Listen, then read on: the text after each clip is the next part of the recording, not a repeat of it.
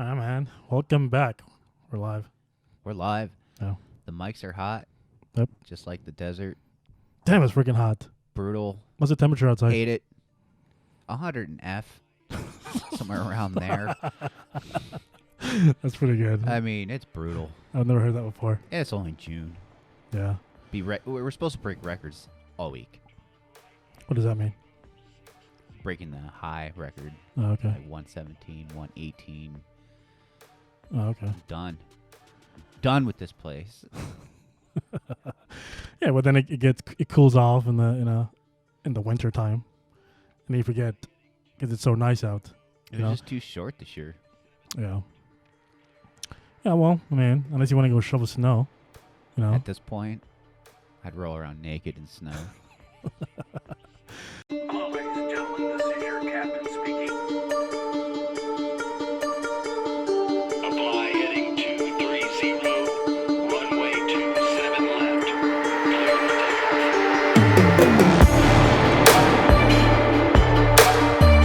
Turn right heading 060. Descend and maintain 5,000.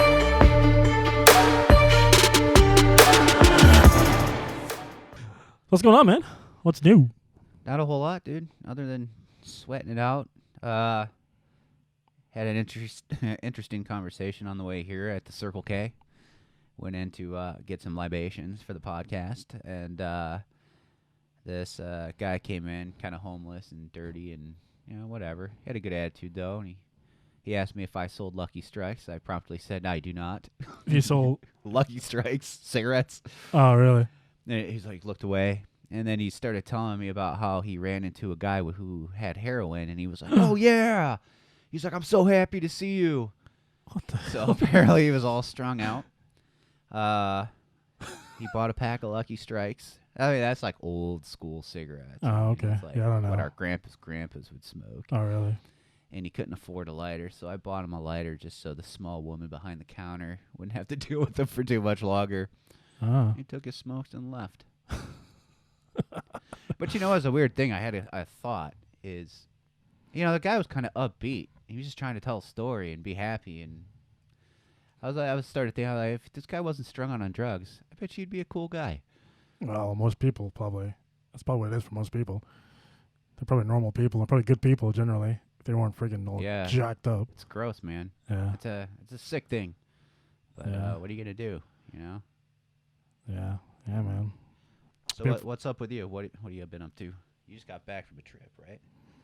Yeah, I went to, I can say this. I mean, I don't want to say too much, but went to Guam, which was really nice. It's my second or third time there, or second time there, So Guam is like, it's, you know where Guam's at? Yeah, I do. It's like it's a U.S. protectorate, right? It's one of the U.S. It's not a state, but it's one of the. I think you showed me it once. Yeah. But it's in the middle of the Philippine. It's right in the middle of the Philippine Sea. In the middle of it, anyways. But to the east of it is the Pacific Ocean, and then to the west of it is the Philippine Sea. But it's in the Philippine Sea or whatever. But really nice too. They call it Poor Man's Hawaii. You heard of that? Yeah, I do it. Dude, Yeah, look, your pictures look beautiful. Yeah, man, it's nice, dude. So I plan to go back. I'm probably gonna go back like in September.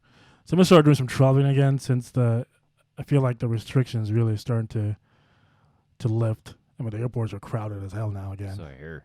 Yeah. So pre-COVID, or pre-COVID, I had like a full itinerary of places I plan to go and whatnot. Then I kind of dropped that because of COVID and whatnot. But now I can pick it back up.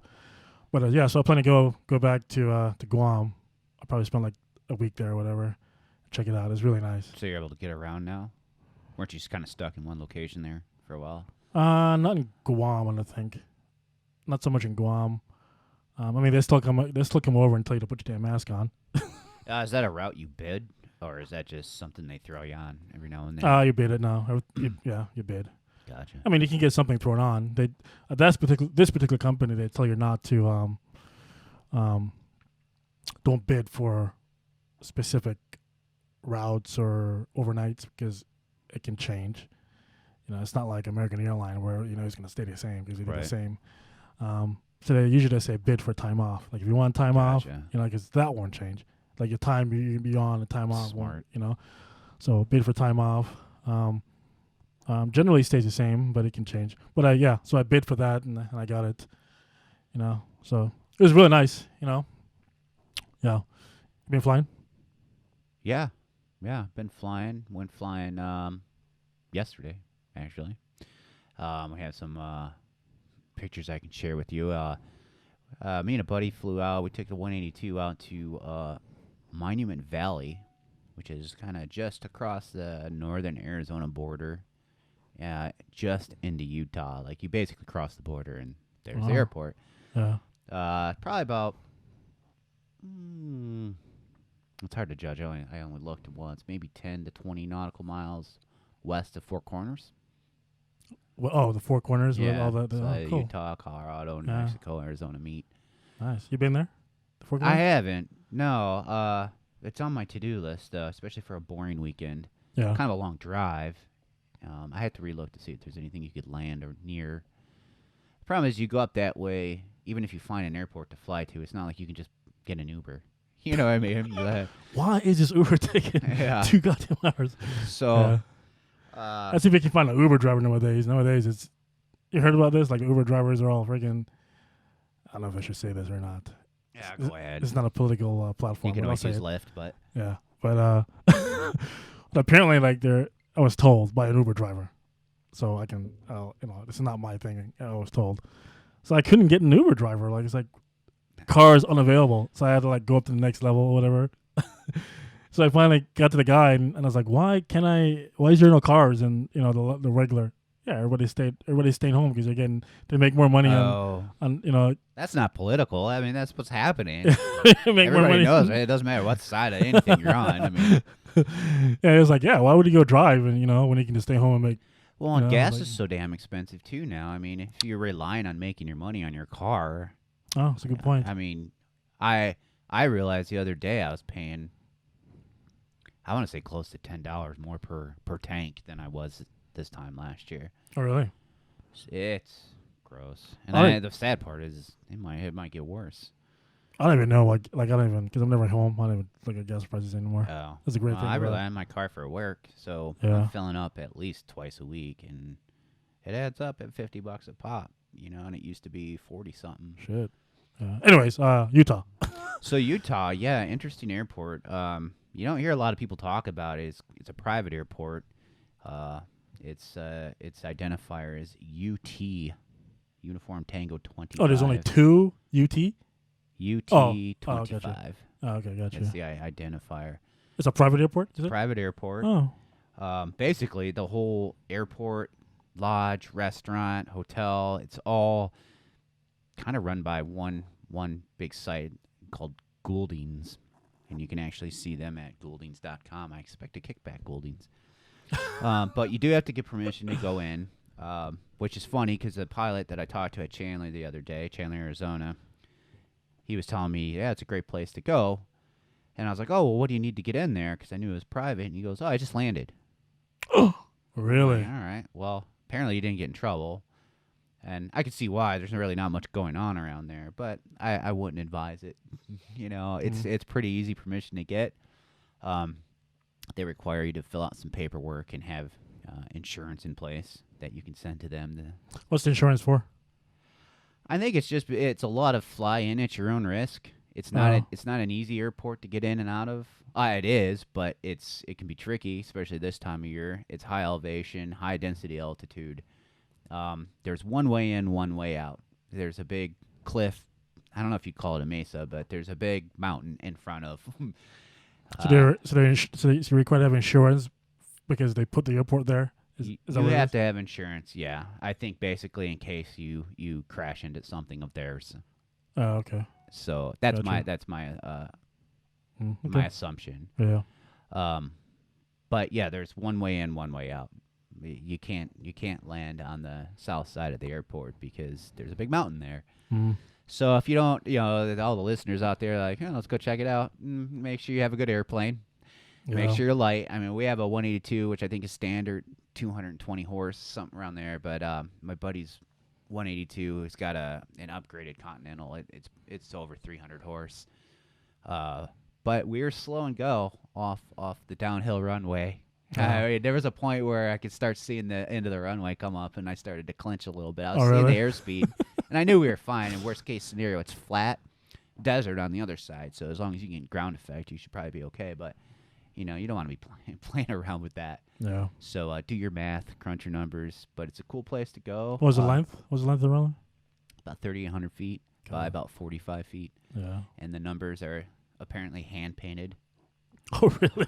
Yeah. So, and then That's there's funny. a video we had, and I don't know if you have it, but and you can also see some of the pictures too at the number one good pilot at Instagram. Look at this guy. I don't have the video on there because assumptions can be made because I left it in there. I didn't edit it or anything, but you see the final approach, and as we're starting to flare, we're leveling out, and all of a sudden we just drop, and my phone hits the floor. Oh, really? And the reason why is because, like I said, going in and out one way. If the winds shift, and they do in mountainous areas, you know, especially when you have one huge canyon on one side and open desert on the other, Yeah. and that wind just shifted around, tailwind, and we're on the ground. Oh, really? So, I mean, if you're going to go in there, again, crunch your numbers and know your airplane. It's Yeah. not a wing. Don't go in and wing it. Yeah. You know, pacing, whatever, you can get away with a little bit of mountain flying. Yeah. But this one, you want to have a little experience. And Yeah, man. That's cool. it was pretty cool. Well, we'll Yeah. definitely have to go out there and Yeah, when it is, I'll check it out. check it out. It's a good time. Yeah. And the sights are beautiful, of course. I mean, it's the desert, but it's and the pictures don't do it justice. They never do. Yeah. How long did it take you to get there? Total, well, we left Chandler Airport and we flew to an east Chandler, mountain Arizona. time. Yeah, Chandler, Arizona, KCHD. And we flew to Taylor, which is KTYL out in the east, 'cause they had the cheapest fuel at $4.22 a gallon, which is crazy. This time last year, it was like, of course, it was absurdly low.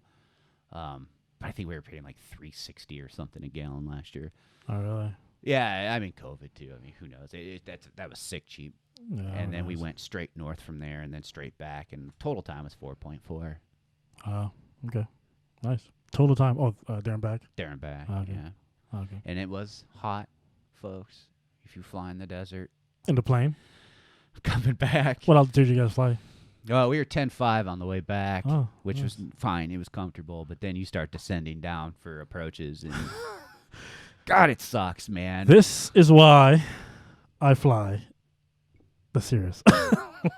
Yeah, I mean, 'Cause I can't handle argue that with shit, that. Man, When you man. get the air conditioning. Like, we were comfortable the other day when we went out. I Yeah, didn't even man. think about it because I was just comfortable. Yeah. Yeah, I can't handle that stuff anymore, man. If I can open, and then you open those, as you taxi around, you open the door, there's shit. All you get is hot breeze Yeah, blowing in your face in Arizona. There's no such thing getting cool off in the summer in Arizona when you're standing out there. All right, the breeze, is hot breeze that slaps you in the face. It's not like when you're like in the south, when it's humid as hell. Unless you're wet, and then that breeze is okay. But then you're dry in like 20 seconds. Yeah, cool, man. Cool. Yeah. So you any news on I think you're starting CFI, working on that. CFI, yeah. I think I'm getting close to just punching the ticket and doing the written pretty soon here in the next couple weeks. I think I'm prepared for that, but I'm still, working on all explaining. So what's the if you don't mind me asking, maybe we'll put this on not if you want to, but I was curious. What's the SkyWest was it Elevate program? Is that what it is? The SkyWest SkyPath program. Like what is that? It's kind of like the Envoy Cadet program, except for when you're instructing, you're not technically employed by them. I think you're paid by Envoy when you're instructing, right? I was employed by them. Yeah. So I mean, you kind of are. I think you get their benefits as you're getting close. Okay. So you get the benefits, you get the flight benefits, which mean jack nothing nowadays. Yeah. Well, no. But the important part is you get to start building seniority before you even walk through the door. So that gives you class, date, That would an they not. opportunity to pick that first. That would they not have an Envoy. You didn't get seniority. Oh, yeah. Well, that's part of the reason why I did it, because you got nothing to lose. Yeah. If you get in, you're in, great, and Yeah. you got all these resources available to you. And SkyWest, from what I hear, is a great company. They don't have the guaranteed. They might have guaranteed interviews, but they don't have flow. But at this point, So I think Skywest wants you to stay there. That's why. and some people do. Oh, I don't think God's there's anything sake. wrong with that. I mean, if that's it, Ugh. especially when you're getting older too, right? You want to establish yourself in an airline, and Well, if you're getting older, if you're at a regional, you're getting older. What's your definition of older? What age? I mean, you have like a 15-year career or 10-year career, then you might as well just ride it out in one spot. You don't want to your last 3 years. Oh, now you're first officer, junior low guy over at United, or maybe you do. I don't know, but Yeah, even if you have it's a thought. I think that's some people's thinking. It is. I mean, there's a lot of guys that it absolutely is. There are guys who are at an Envoy as well. They've been there for 14, 15 years or whatever, and they're like, shit. Why would I go to American? Start over as an FO, but Right. man, if you can get out of those regionals, man, it's always best to do that. And Yeah, that's what that's my plan. I don't care Yeah. what it is. Like, I don't want to be in the regionals forever. yeah, don't do it. I mean, I've heard guys say, and I was a Mesa captain before, and it's I've heard him say to me, and I thought, dude, get the hell out of here. I was jump seating or whatever. He was talking to the FO or whatever, and Mesa at that time they were. He said, I don't know, but they were giving a lot of overtime and whatnot and so forth, and he said, "Oh, I'm making just as much as a 777 captain at American Airlines is making." Dude, I swear to God, No way. dude, I wanted to slap him out of that left seat, dude. I was like, get the Your chief fuck out of here with pilot that shit. Won't even make that much Yeah. money. I was like, you're so full of. Maybe you could make good if you do some overtime. I don't know, dude. It's tough. It's tough. Especially with Mesa. Yeah, They're the lowest paying regional out there. dude, it's tough to make money in the regional, like good, like airline money. Where you're making. Like I'm saying, I think you can be very lucrative in the airline.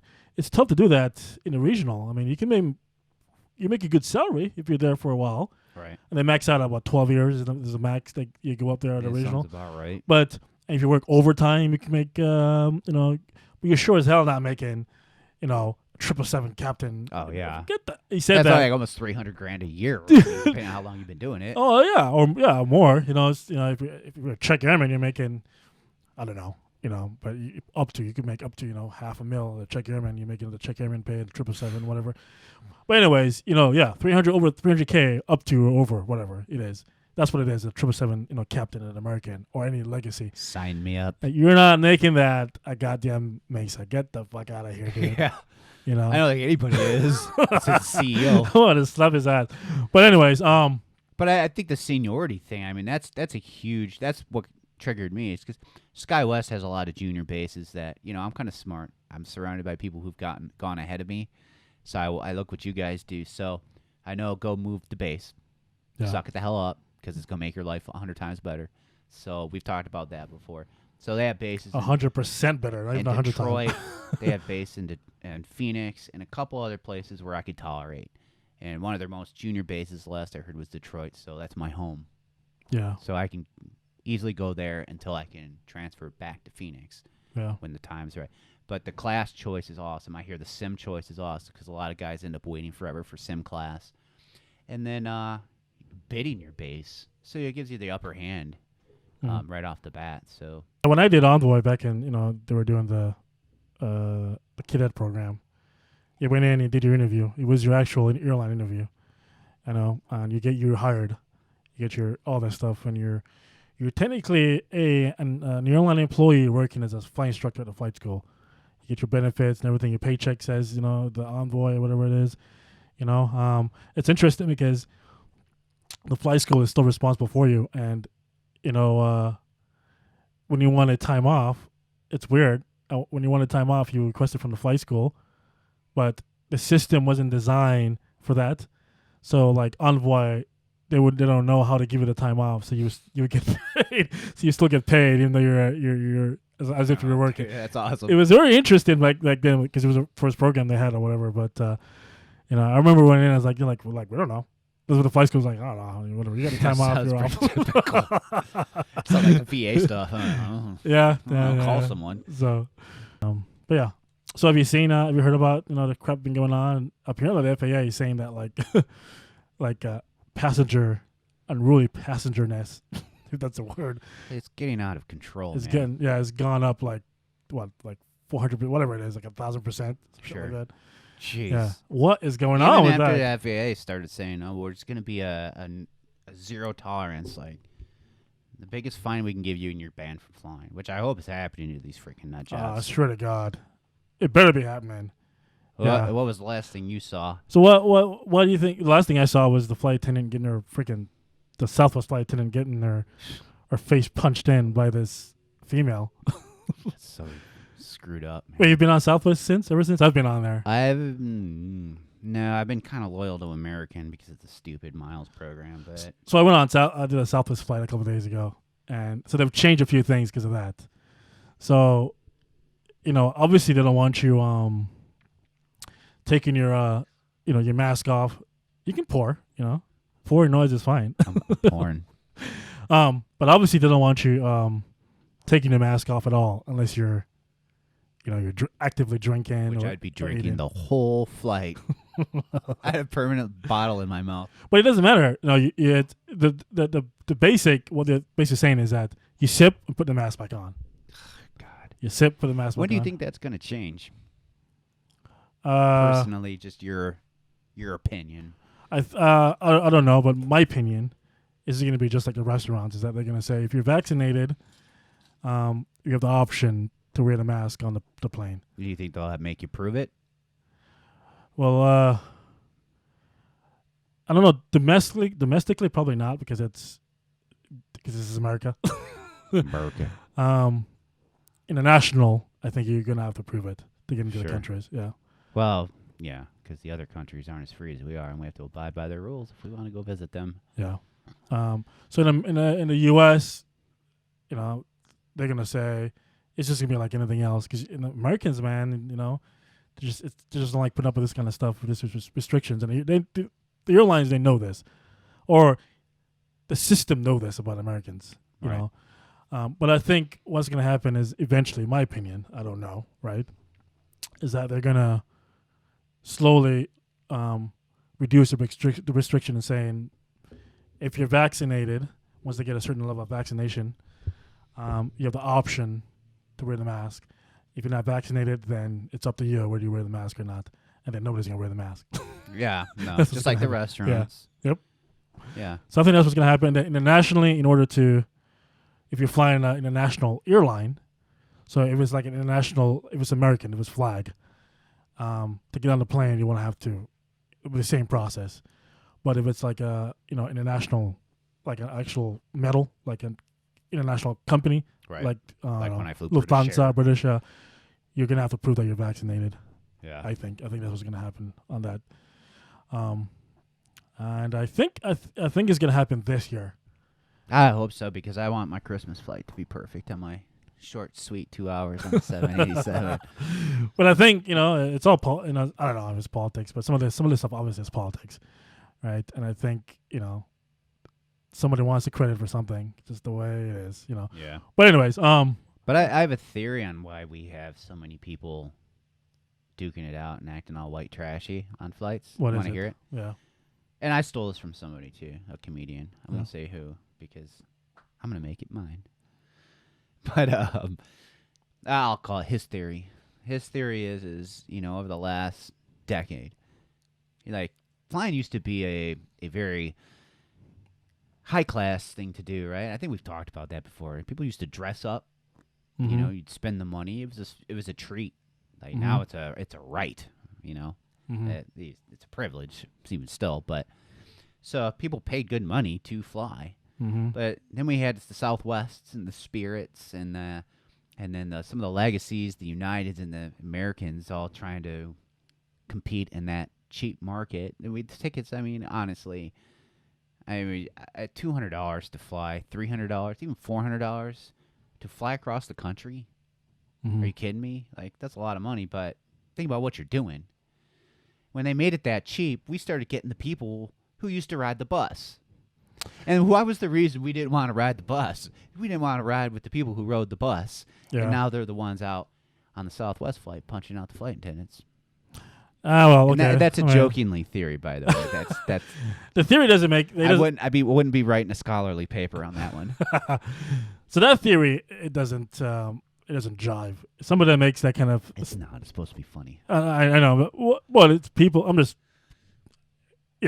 making a point. Oh, we are getting trashier. Yeah. But it's not because of the people. It's because of the airlines. It's because of the system of the airlines is a very complex industry. You know, if you understand the market and the money and how they make money and whatnot, that's what is driving these cheap tickets. Is not because they're trying to get into a market that's cheaper. Well, yeah, I mean, there's a market, but unfortunately, in today, in order to make any money, if you look at American Airline now, there's really no difference between American Airline when it comes to the plane other than the first class compared to Spirit Airline. I mean, the planes are packed. Yeah. I mean, you get on those planes and the seats are, are like, I don't know, you can't even. It's crazy, like it's packed, and it's just based on simply how much money can we make? How much money do we want to make? All right, we can be the airline that has nice comfortable seats, and serve a certain market and make this amount of money, or it can be this airline that put this amount of seat and serve that market and make this amount of money. It's really that simple. The problem, in my opinion, because I don't know either, when it comes to this is what's going on when it comes to unruly passengers. This happened because of it's gone up because of the COVID stuff. Right. Everybody's on edge. Yeah, that's really what it is. I travel a lot. I go through, the airport and whatnot. You're wearing a mask and whatnot. Dude, once you finally get on it, after you've gone through all that process, and I'm able to get, my system's a lot simpler. Like, I don't have to go through security most of the time. It's relatively simpler. Once you get on the plane, even in wintertime, during the COVID time, you sit down, you're sweating your ass off, dude. Like, you sit down, you're tired, you get this mask on your face, you can't breathe. Yeah. As soon as you go, oh man, I can't breathe. Let's put the mask off. Let's lower the mask a little bit just to get a quick breath. Somebody goes, put your mask back on. Yeah. Ugh. Then in America, in the United States of America, we just don't like to be told what to do. So that's what's going on. Is that it's true, and the airlines have been having a pretty shitty record lately of how they're treating people too. They don't even deserve to be treated badly. Well, it's not even the airline. It's not even. This is the big thing. It's not even the flight attendants telling you put your mask on. It's somebody random you never met in your entire life. You say, hey, put your mask on, and you're like, who the hell are you? But we've seen the stories too of the flight attendants kicking off the couples because their 2-year-old won't put on the mask. And there's been a bunch of those, and they just kick them off the flight. It's ridiculous. So, but what I'm saying is I think people, along with what you're saying, they're on edge already. Yeah. They're waiting for that. You know what I mean? Like, bring it.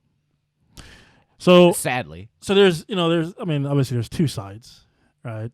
And you got to pick your side. So as a flight crew, we tend to pick that side, on the news. I'm not rooting for the people. Yeah. So don't get me wrong. But the thing in the news, you see that kind of stuff, like this passenger getting kicked off, but they don't tell the whole story. Usually there's a process. Usually generally the flight attendant goes up to the flight deck and go, okay, depending on where we are in the phase of flight, I guess, or whatever.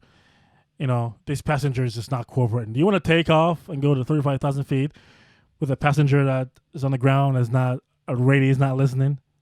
Or you just want to kick him off the flight and say, hey, go take the next one? Yeah, absolutely. That's really what it comes down to. The last thing you want to do is get up and have to divert.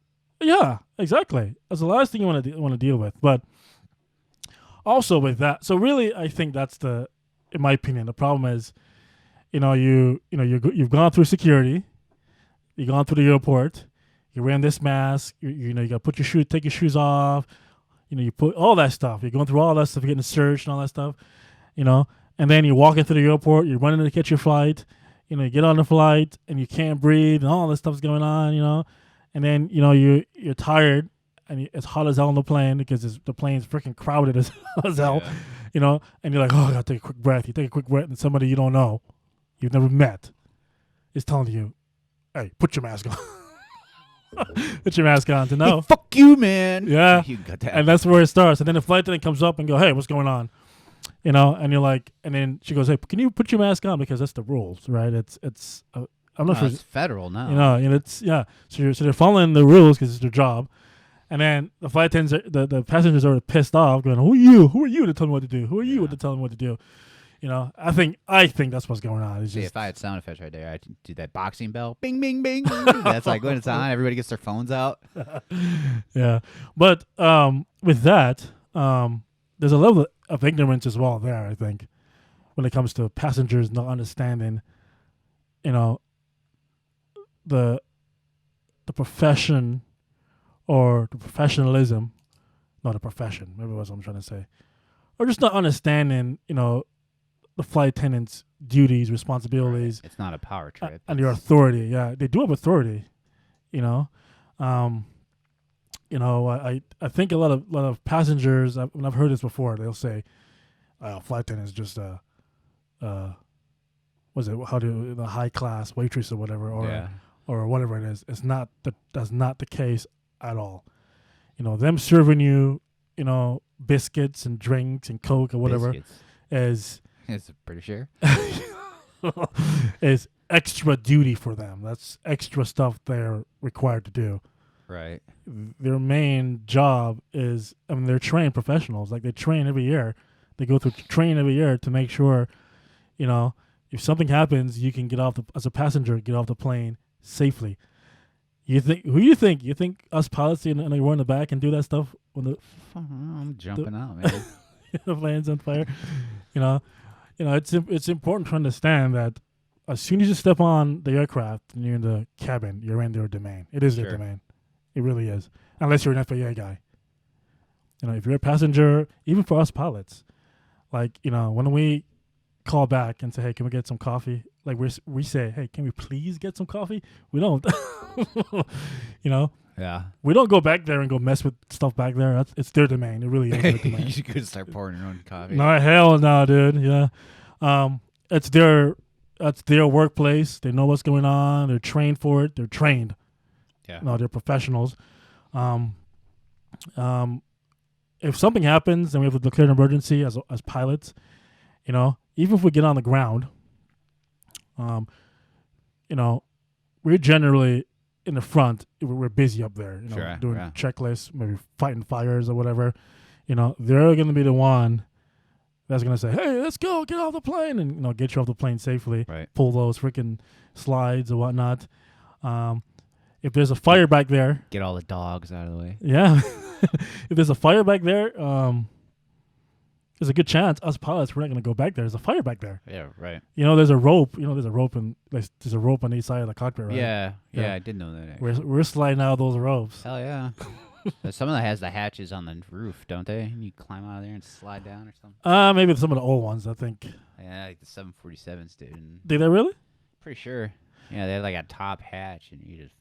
Maybe like I a believe bus. it. Yeah, I believe it did. the 76 mostly most aircraft, the windows or emergency exits, and you know you can get out of those. And then there's a rope that you slide down, you push out and slide down.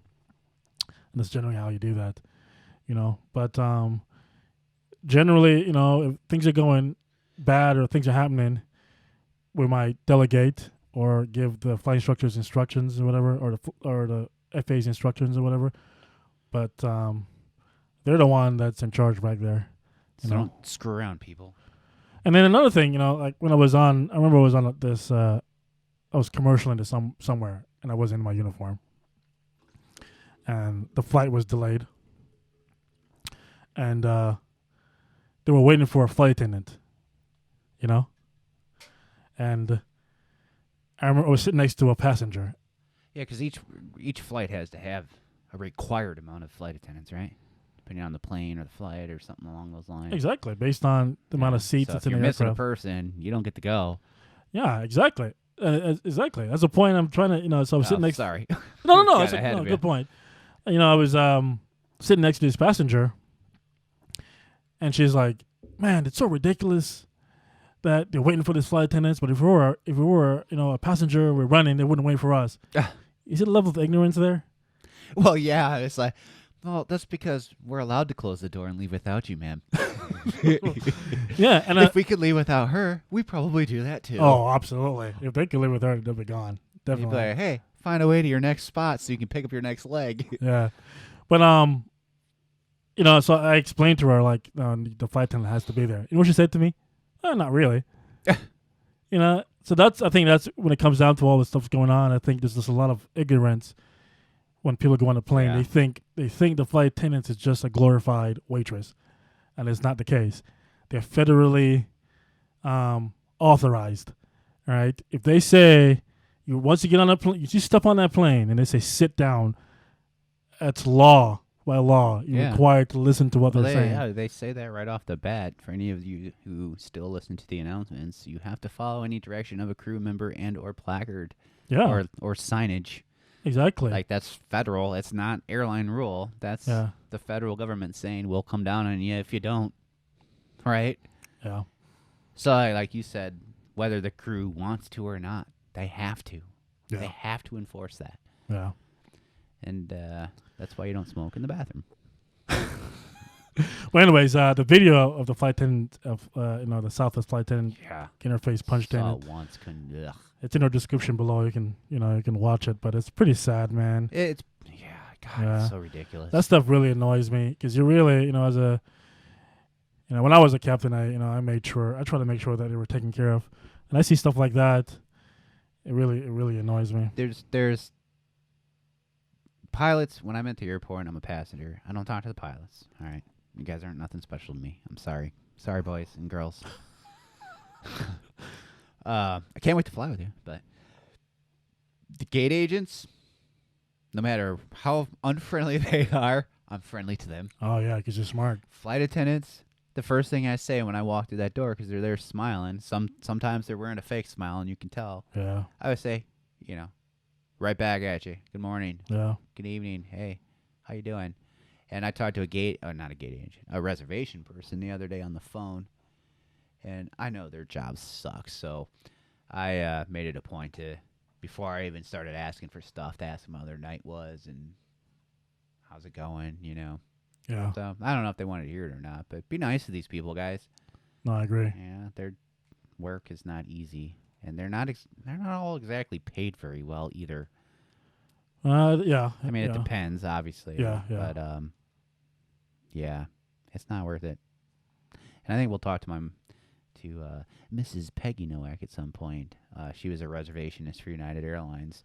Yeah, And, absolutely. we'll get the view on there. I think there's a lot more to that job than I think folks would could appreciate without hearing it. But yeah, plus the flight attendants, if you're nice to them, they'll give you free drinks. I've been on so many flights where I've gotten free drinks. I ordered because I was nice to them. I ordered it. I had my card, and they're like, "It's all good." Yeah, we should start a trending topic. # be nice to flight attendants. Honestly, Yeah. it We really. should get a flight attendant on here. Well, I plan plenty to. of- You get a whole herd of. I feel like you're always behind my plans. It's like, dude, that shit's already planned. No, I'm joking. It probably is. Yeah, There's no it's already doubt. planned out. But be nice to flight attendants, man. They're not glorified. They're professionals, trained professionals. They're to save your life. Yeah. Really, that is their sole purpose on that flight. So, jeez, man. That female, whatever it is, put your mask on. Well, don't talk to me, don't touch me, and you should punch the flight attendant out or whatever. The flight attendant says, put your mask on. It should have once, and it should have been over with. There shouldn't be anything else. It's not a right to get on those flights, guys. Well, that's all private. It's not, yeah. All owned by somebody else. And another thing people think, as well, is that, like, I've heard people, like people buy the seat next to them. Oh, they'll fill it.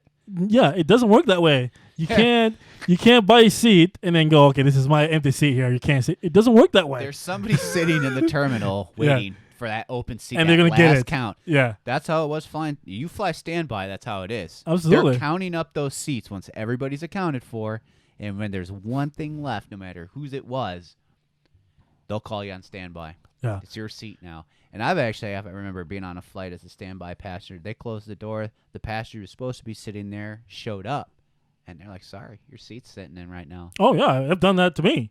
Going to I was going to it was a international flight, but when I showed up and apparently, it was right before COVID, so things were different, and they put somebody in my first class seat, and they really don't want to go in there and tell that person you got to get up. Sorry, it's got to be the You know? worst part of the job. Yeah. I'd rather deal with the fire and back. Oh yeah, so they'd rather and I won't say what airline. They'd Kicking rather, a family off or something. oh yeah, they'd rather just say no, give you whatever reason they give you, you're late or whatever, and avoid everything possible to put you on that flight and keep the person in that seat. Yeah. But yeah, so this is what I'm saying. The level of ignorance when it comes to these things, you don't have a right to get on that flight. You can be denied. It's not a right. Even as an employee, because I remember flying on my mom's benefits when we were kids. I was like 6, 7, 8 years old, and I remember we're not safe until that door closes. And I would listen for that door to freaking close because I knew as a non-rev passenger, at that point, they will come and get you off the plane to fill that seat with a rev passenger. You know what? And we could be, wait all day for a flight, get on one, and be just before door close and pull you off. I think that happened to my grandparents. That's the issue you deal with. When you're commuting. Buying tickets. When you're commuting as a pilot. Well, if you're commuting, that's the stuff you're dealing with I all the hear time. that's just as bad now. Yeah. As a pilot, like, okay, if you're just a non-rev passenger, it's hard enough. But now as a pilot, it's hard to even just get a seat to go to freaking work. But the thing is, as a pilot, it's a lot easier for them to pull you off because you're an employee. So they can go, hey, it's so much easier for them to go, hey, sorry, the person that's, that bought that seat is here. It's so much easier for them to go, hey, you're off. If you're on a company plane, would they still do that, knowing that Richard's got to get to this flight? Then no, they don't care. They don't care if you got to get to. Yeah. Hell no. I didn't think so. Yeah, especially these gate agents, they don't give a damn. Like a couple of days ago, I was going through. It was on American gate agents. They're really strict. They're the strictest, by the way. The American airline gate agents. I'll say it. But you're supposed to have 2 bags, right? 2 carry-ons, right? Whatever.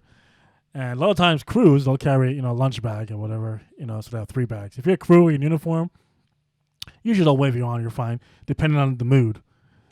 And it's really what it comes down to, depending on whether or not they got screamed at by a passenger that day. Oh god, because it's a tough job. Chances are they did. It was, yeah. But anyways, I was going through and I do this all the time. I had I had a little mini third bag I carry with me that's attached to my large luggage, and I go through all the time, and it says crew on there. And it's a crew bag, so they know I'm a crew, whatever. Right. Usually, if they see it, they go, "You're a crew, you're fine." But I knew for some reason I knew that I was walking up there, and I can see her looking at everybody. I was like, "Oh, here we go." Oh. Sure enough, man, I walked in, and she's like, "Sir, do you have 3 bags?" To say that, I was like, "Oh, I'm a crew." And I had this little petty look on my face. She's like, "It doesn't matter. You're not in uniform. Since you're not in uniform." And I was like, "Oh." So if you were in uniform, you would have gotten away? Probably, if I was in uniform, probably. Maybe a 7% chance. Going to work and coming back or something? It doesn't matter. Well, I was going to work. I was just like, do you ever fly off your duty time in uniform? Do I ever fly off my duty time in uniform? Yeah, obviously, if you're on duty and you're flying, you're wearing a uniform. Yeah. Do you ever fly to and from work in a uniform? Not just to try to bypass some of that. Not in this company. Hell no. Oh, okay. Hell no, dude. Did you in the other companies? Oh yeah, because I was going to work, and that's why I was going. I was going to work. Oh, okay. So I was almost always in uniform when I at Envoy when I was commuting for that reason because. Gotcha. Can you sit jump seat? Well, that's the reason. Can you fly jump seat without being in uniform? Yeah, at all. Period. Yeah, if you're business casual. Okay. Yeah, so that's why I usually always be in uniform for the jump seat. If I'm gonna jump seat, you want to be in uniform or business casual. If you're competing with a crew for the jump seat and he's in uniform, I mean, maybe they won't. It just depends on how they feel. If you're the first, but if you're business casual, you'll get it. But if you're not business casual and he's in uniform, he's getting that jump seat whether or not you were there first or not. Gotcha. I've been told before. Can you go change that shirt for the jump seat? I was like, yeah, I can go change the shirt. Yeah. But yeah, anyways. But cool. Anyways, man, very nice. But hashtag, I'm going to try and put that out. Hashtag, be nice to flight Be attendants. nice to flight attendants Yeah. and gate agents if you're smart. If you're smart. Yeah. Cool. All right, cool, man. All right, man. Yeah, we have in the upcoming podcast session, we'll have several interesting and very, very, obviously they're VIPs, but very, very talented aviators coming on board. To sit in the big seat. We're gonna call this the big couch. seat, the big couch. Big seat. Yeah, the big couch, wherever it is. Like it. DPEs, designated pilot examinators. We're gonna have a tanker pilot coming on next couple of days. We're gonna talk Excited about for that fires and Which is probably busy right now, huh? Oh yeah, it's fire season. That's a good point. Man, I'm telling you what, that east. Oh, I've never seen so much smoke in my life. Oh, I what- thought we were gonna have to go IFR. Oh really? It was crazy, yeah. So that'll be really interesting. Yeah. We're gonna have a Alaskan bush pilot coming on. That's Bush. that's gonna be really interesting as well. Police. We're gonna have a police helicopter pilot coming on as well. Talk about his. Popo. That'd be nice. So yeah, It's gonna be cool. yeah. So yeah, if you watch our content, please go on YouTube and Yeah. click that button. CptsLogs. Click that button right there. Podcast. Cool. All right, I guess we're out of here. We out of here. Get out of here. All right, we'll talk. All right.